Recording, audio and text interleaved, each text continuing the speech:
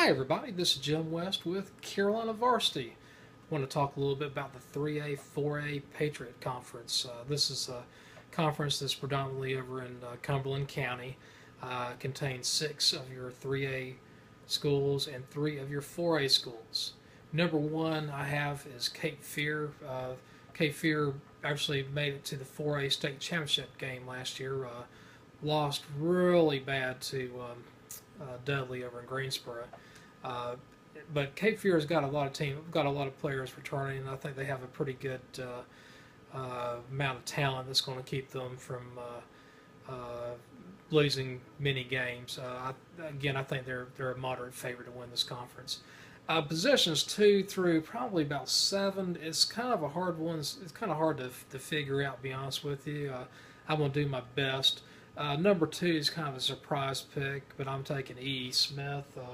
I think last year although they went 3-8, they lost a lot of games that were fairly close.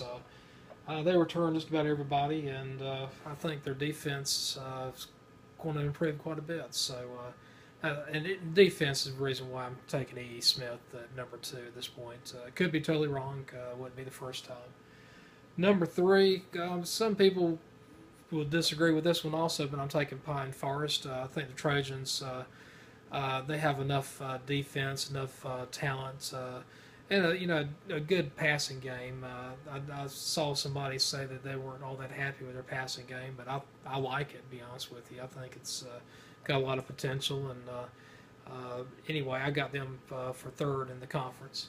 Number 4 got Westover. They could finish as high as 2nd.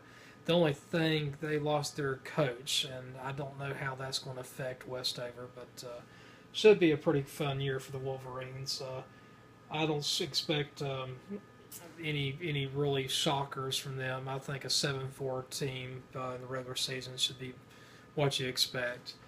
Number 5, this might surprise some people, but I'm taking Terry Sanford at 5th.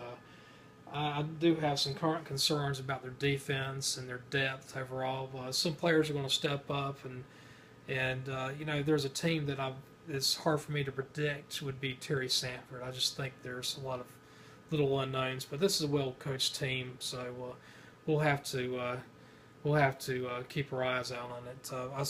They do have some of the staff that stayed since Coach Till's left, but it's still going to be an interesting year for Terry Sanford.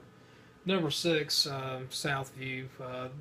They may be a little bit low here. You might be able to move them up to 4th or 3rd, or maybe even 2nd. To be honest with you, Coach Burlington's a fine coach. Like what they have coming back. I understand they might have had some injuries last year, and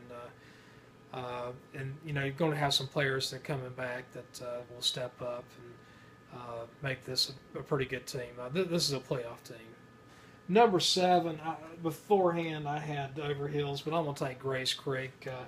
I think Grace Creek's running game is enough that they have a little bit more upside than Overhills, so I'm going to go with Grace Creek at 7. I'll take Overhills at 8. I'm not that enamored with their defense. It's going to be a young team, so we'll see what happens with Overhills. Seems like they just maybe missing some overall depth, maybe a little bit of talent. Last is Douglas Byrd. Seems like every year for the last 4 or 5 years has been a kind of a garage sale, dumpster fire over at Douglas Byrd. I don't see any way they're going to finish in the top 5 or 6, and it's going to be hard to win a conference game for Douglas Byrd. This is Jim West with Carolina Varsity, and thank you so much for listening.